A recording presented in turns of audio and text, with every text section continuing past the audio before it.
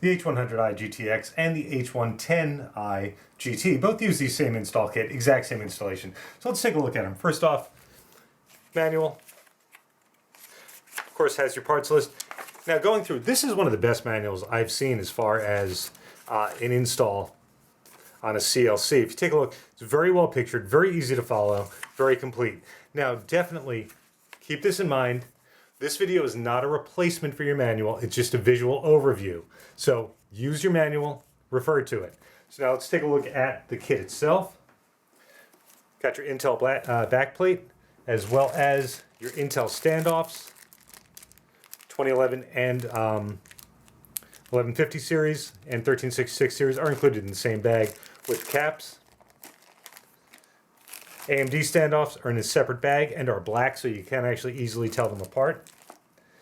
AMD mounting plate, USB cable comes with it. You've got 8 long, 8 short screws. Now, the reason you've got them,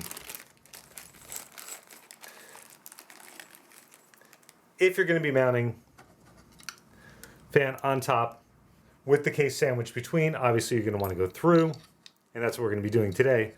Go through the fan into the through the case into the radiator. So the long screws will be used for that. Short screws are going to be if you're mounting the radiator itself right to the case. So you'll just go through the case, short screw into the radiator. Very, very simple, with washers for each of them included. So you've got 16 washers in there as well. Make sure you use your washers. Definitely a good thing to have on hand. 120 SP fans, 2 of them. Obviously, if you're going to be running a push with the case's exhaust, you'll mount them prior to doing the install in the case. We're going to be actually doing a pull and getting to the push later, and we'll see how that mounts up.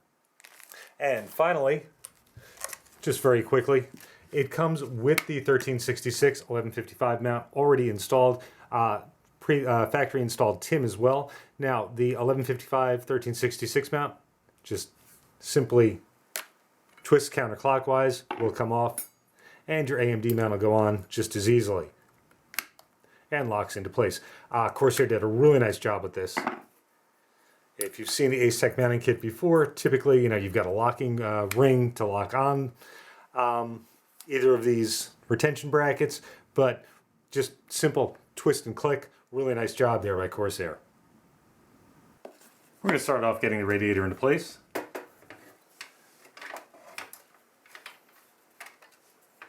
I'll bring it up into the case to where we want it. Now, if you're running the push, as I said, with the fans on the bottom, short screws, obviously 8 short screws will go in. We're actually going to be doing, like I say, a pull today. So we'll just bring the fan into place. And long screws will go through.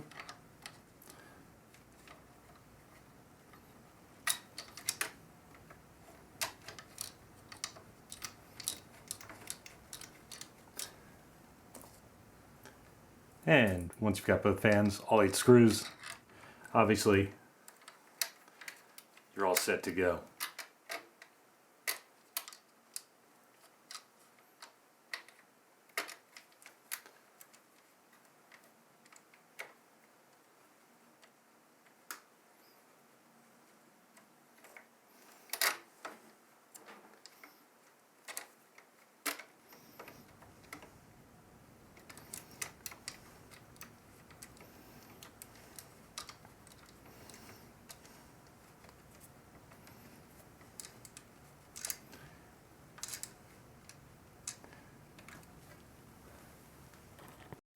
One thing I really do want to point out in this step is not to over tighten the screws. You have to remember, it's a very thin aluminum shell around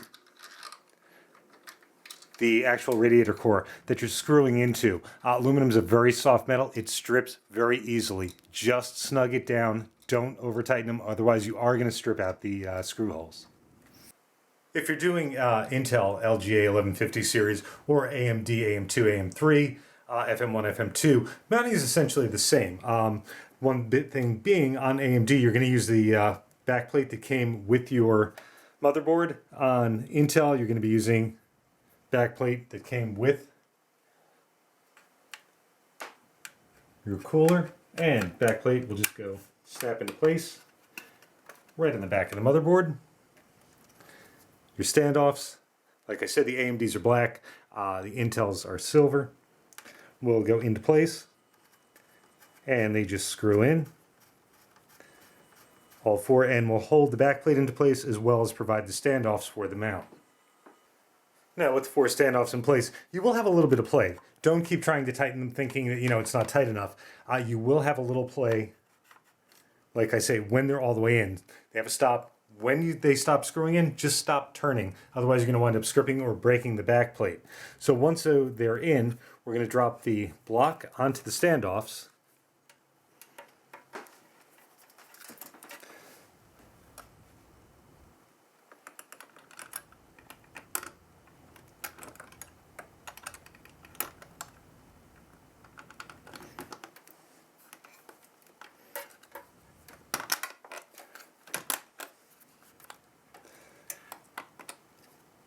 And 4 screw tops will go on to hold it in place.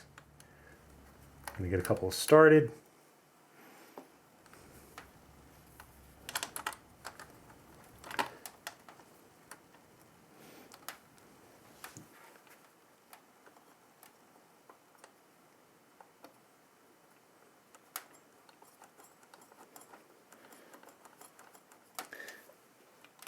And once you've got the 2 started, obviously the other 4 will go right into place.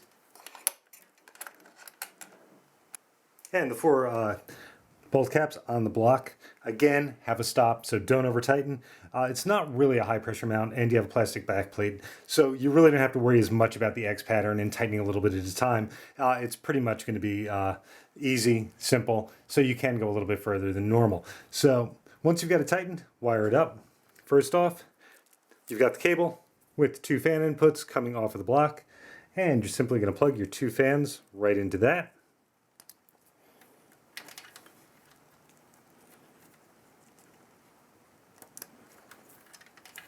And we'll get that out of the way. Next, power. Now the installation manual will tell you to connect this to a fan header on the motherboard, typically the CPU fan header, which provides constant 12 volts of power. Either way, it's got to have constant 12 volts. If you go into a chassis fan header, it's going to have a fan control turned off. Personally, there's no way I'm plugging this into a motherboard header. Never again. So invest in one of these. 3-pin to Molex or a 3-pin to SATA, and run it straight to your power supply. Give it a constant 12 volts. Last but not least, USB cable plugs in right to the bottom. It's a micro USB, plugs into the bottom of the block, as you see. And the other end will plug into a USB header on the motherboard. Slight difference on the H110i GT. It's a square block pump assembly. The retention ring simply slips over the front, into place, and you proceed exactly the same as the H100i GTX.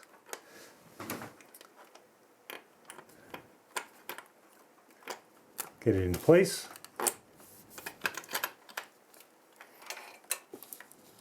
And again, the 4 screw downs will hold the block pump into place.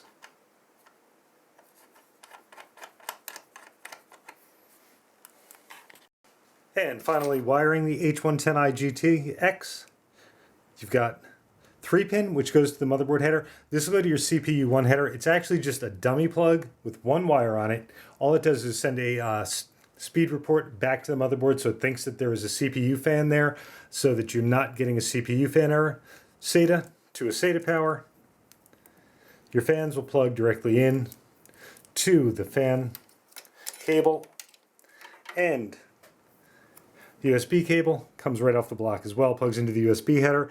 Oddly, the USB cable points up rather than down or to the side, especially underneath, like we saw with the H100i GTX.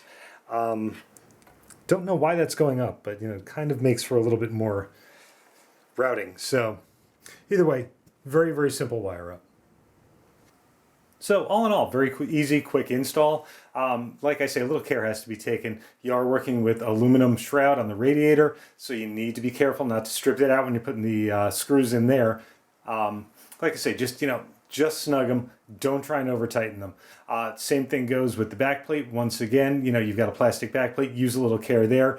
Also, don't over tighten.